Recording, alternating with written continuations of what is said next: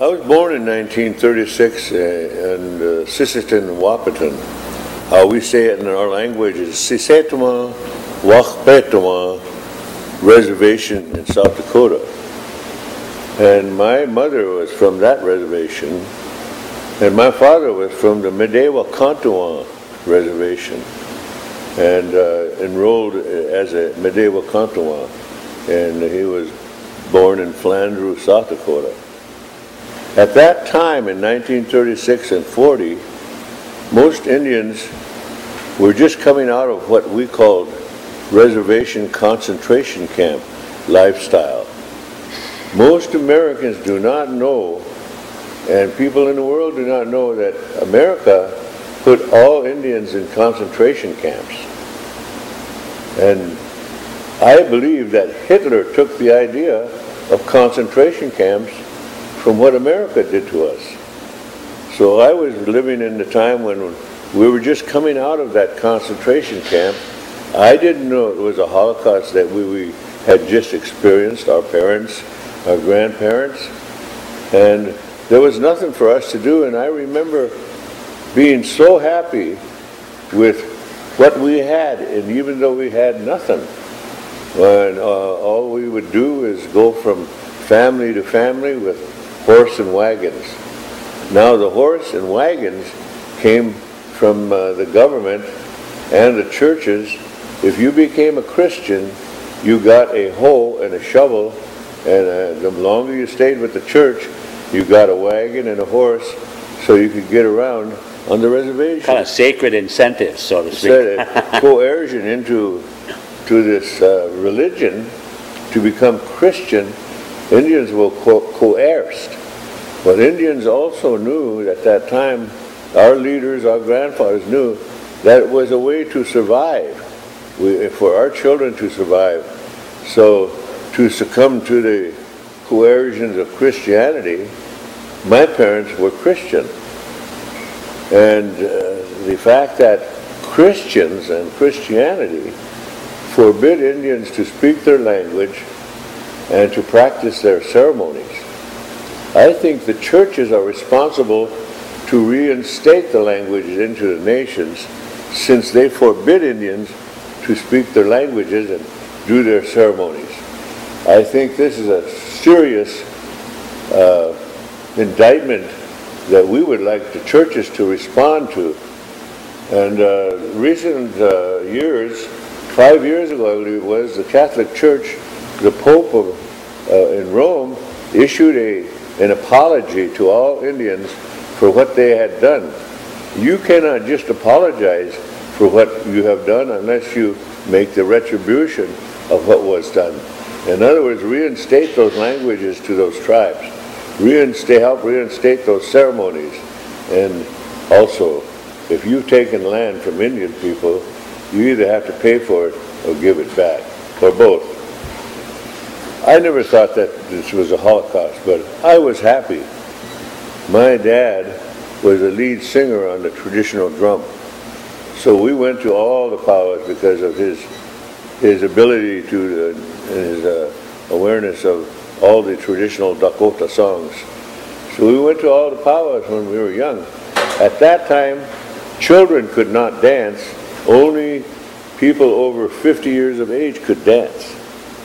Most people do not know this, that the government forbid children to dance Indian. And that was so they could wipe out the culture in the young people and not upset the older people and let them dance. And then finally the new generation would never know what happened. And that was why young people back when I was young, we couldn't dance.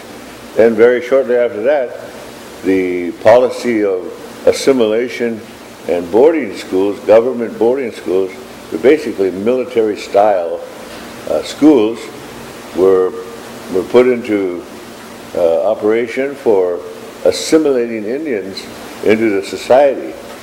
And then the Christians, missionaries came, and we were doled out to the missionaries. In the government boarding school I was at, in Wahpeton, North Dakota, there was 400 of us, and they came, and you 50 will be Episcopal, you 50 will be Catholic, you 50 will be other religions, Mormon religion, and so we were doled out to the churches in bulk numbers for the sake of this assimilation.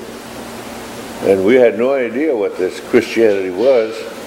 And now as I look back at it, it was all part of the grand plan to have Indians assimilated. Indians would then go into the city, assimilate, and then they would leave the reservation lands, which would be taken away. That was the scheme. Were you punished in these schools for trying to speak your own language? We were speaking our language, and yes, we would get our mouth washed with soap, and we'd have to, if we did that in the church or whatever, where the missions were, we would have to kneel down with on marble, pads of marbles under our knees.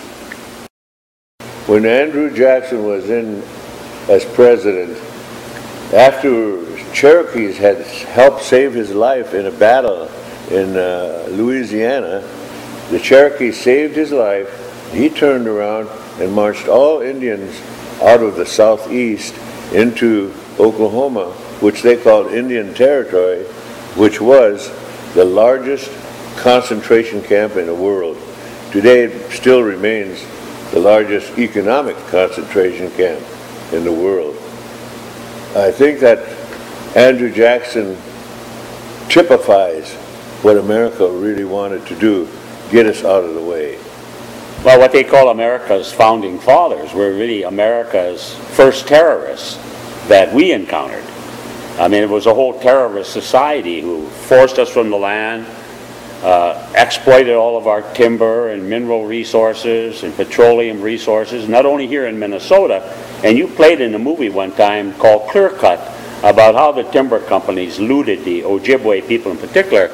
But Oklahoma, which was supposed to have been set aside for the all the different native nations that were on death marches to Oklahoma, then the oil companies came in and stole all the petroleum. And now we find that $137 billion that was collected over 100 years, which was taken right out of the mouths of our elders, out of our children, has disappeared from U.S. Treasury accounts. So first of all, force them from their land, place them in concentration camps, and then take their resources. What's new? I mean, this is what's going on yet today. No wonder America has the most powerful army in the world. The resources that are taken from our land, no other country is able to take that mass amount of resources and then put that into the energy of building one of the largest armies and high-tech army in the world. You know, we all have to constantly speak to all this, and we need a voice, and I'm glad this station becomes one that the world can see.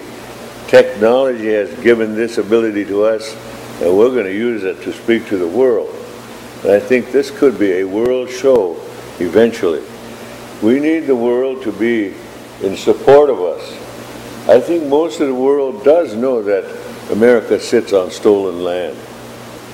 And recently I was listening to one of the most respected politicians in America, Jimmy Carter. He was on a talk show, a cooking show where people are cooking and discuss different kind of ways that they cook in their area. And Jimmy Carter was on the show, and the host said, "Isn't it that your home, you're from Atlanta, Georgia, and you have lived, understand your parents and your family lived there since the beginning of your generations here."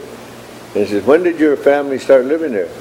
"Well, my family's been in Atlanta, Georgia ever since the Indians left." As if they left voluntarily. Yes. One morning they woke up and said, well, let's leave and allow these crackers to settle on our land. Jimmy Carter said, "My family has been here in Atlanta, Georgia since the Indians left." I couldn't believe this man who is for human rights in such a great way has that little understanding enough. And that's what America does. They change the wording, the semantics of what happened here.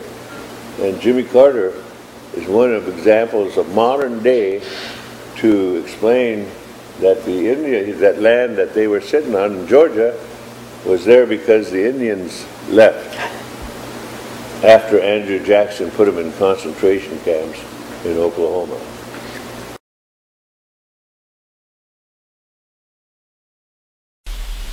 You're watching AIM Internet Television.